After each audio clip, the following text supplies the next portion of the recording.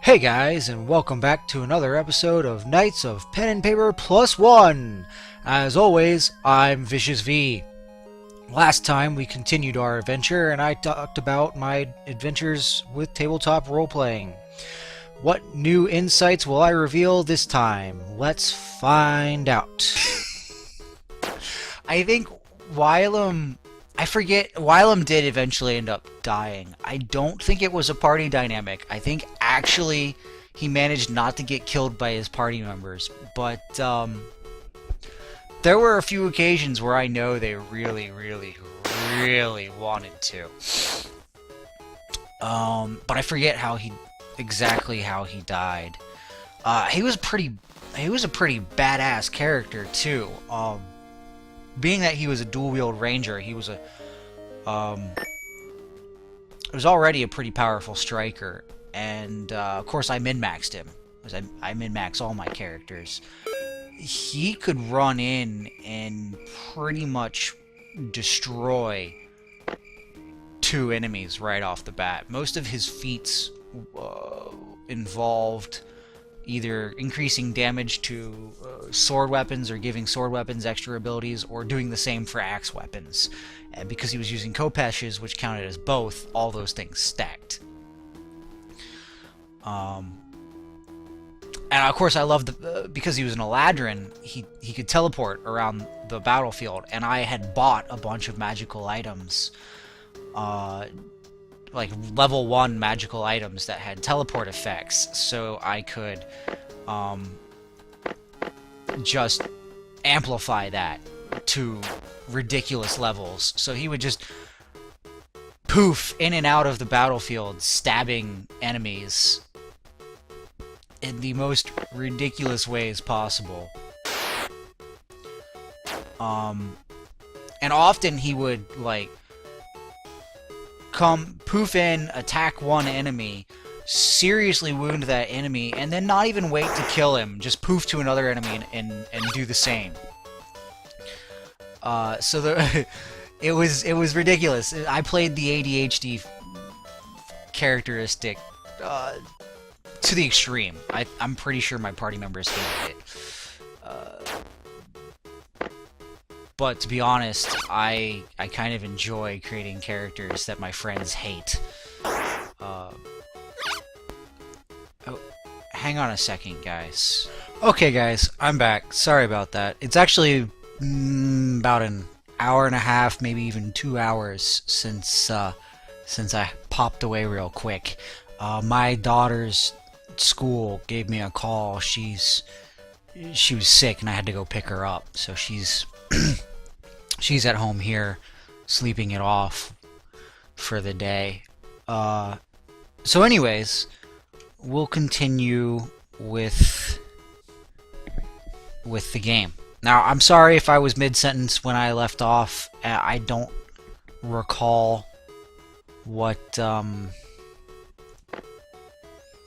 don't recall what I was saying. Like I said, it's been like maybe 2 hours since that point. So you're just gonna have to bear with me if I left something off mid-sentence and at the end of what I was recording before. I'll put it in text and editing. Because I'm just super distracted now. Anyways, so we've finished our bloodstone hunting quest. We'll return to default village. Alright, I didn't get attacked. This game picks up a lot of the tropes from the earlier D&D versions, such as the random die rolls to determine if you get attacked while sleeping or traveling. Which, I mean, you can still do them in 4th edition or whatnot. They're just less common now because of the way it's set up. I've sprung a few surprise ambushes or surprise encounters on my Oh, the ingredients. You have helped me a lot. On my friends from time to time. And everybody levels up. Alright, you get Flash Shield now. And you get another point into Strike. Yes.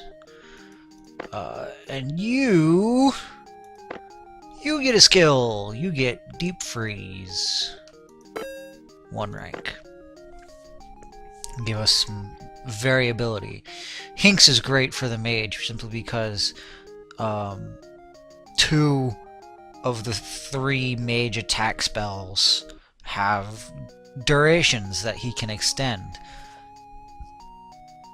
Personally, I don't even care to use Meteor because it's really small damage for its cost. So, alright, let's see what else is going on. There's a red apple targets. I want to get these low-level quests that are not the main quest out of the way while I'm still lower level. Hey adventurers, how about you provide a little help here? I ran out of targets to train and I was wondering if you had any red apples with you. The red apples can be found right here in Default Village. Then why don't you find them yourself? The rats took many apples from me, so you might find some on them. You're a hunter. You want targets to shoot? Shoot the rats! Fantastic moving targets. And then you can get your apples back, so you can use those for targets too. I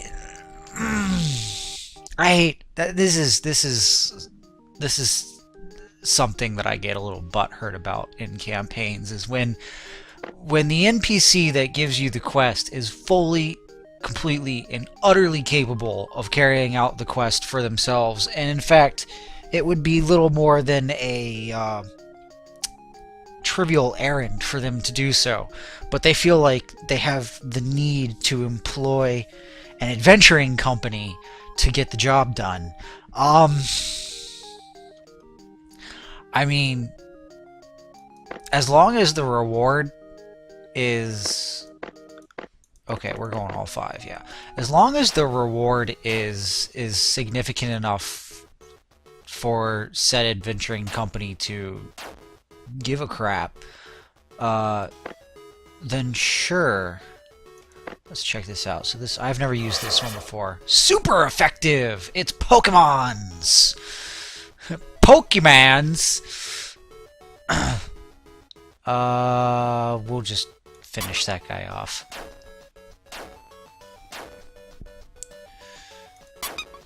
So, yeah, like, you know, I don't know, Cabbage Farmer has the adventurers go harvest cabbages for him, and, well, first of all, that's your job.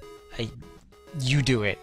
Second of all, a cabbage farmer is not going to have the resources to reward the heroes appropriately, even if all they did was go harvest some cabbages, which turned out to be man-eating cabbages because a evil warlock cast a curse on them. I mean, at least the quest turned into something, you know,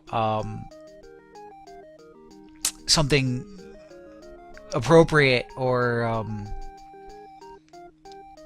viable for an adventuring party to do, but you're still going back to a cabbage farmer who just asked you to harvest cabbage.